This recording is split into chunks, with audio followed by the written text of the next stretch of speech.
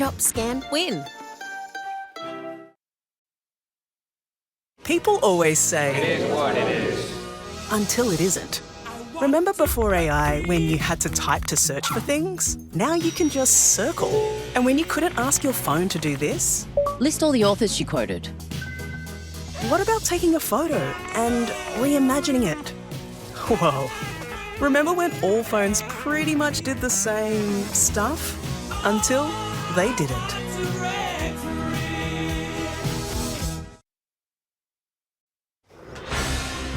Tonight, a police handgun on the streets. How thieves managed to steal it from an unmarked patrol car.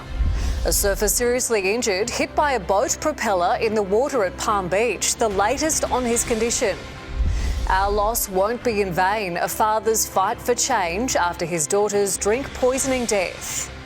Labor dumps it. Is out of the Matildas match here in Brisbane later this week. She is citing physical and mental fatigue, so let's hope she's okay. That's a big loss. Thank sure. you, Webby. Well, as Australia prepares for its first orbital rocket launch, we take a look back at a previous attempt that never got off the ground.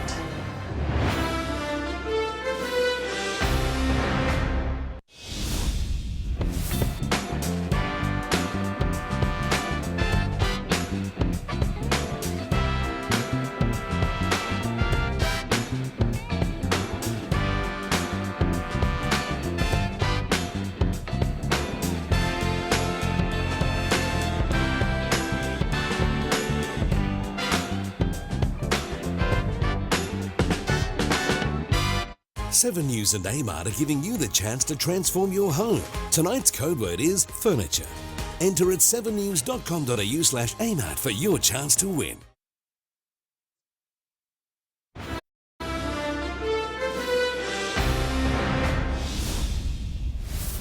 A Gold Coast firm is now counting down to Australia's first commercial rocket launch, but it's not Queensland's first attempt at reaching for the stars. Tonight in Flashback, a look back to when Premier Sir Joe tried to build a space base on Cape York. Max Futcher reports.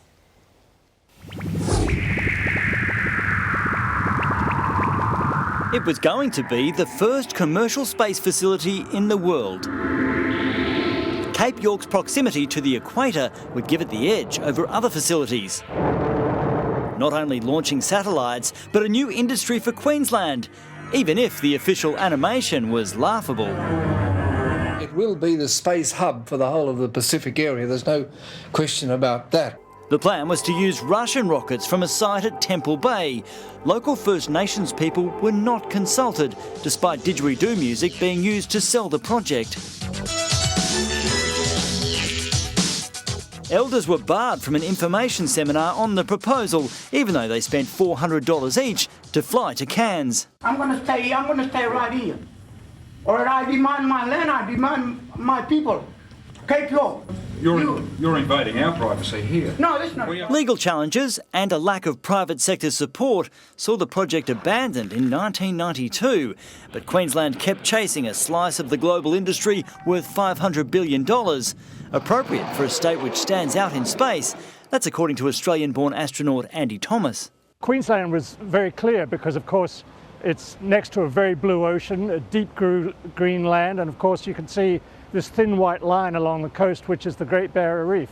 It's actually a beautiful view. There's now the Australian Space Agency to help grow the industry. 4 years ago, Black Sky launched a suborbital rocket near Goondiwindi. Today, Queensland enters the space age. And this month, Gold Coast firm Gilmore Space Technologies secured approval for its first launch from a space base in Bowen. We haven't done anything like this in this country since 1972, so over 50 years it's been since we've done anything of this scale with rockets and rocket launches out of this country. They could blast off by Christmas. Weather time now with Michelle, and it finally felt like we're a week away from summer. Yes, and we're in the last week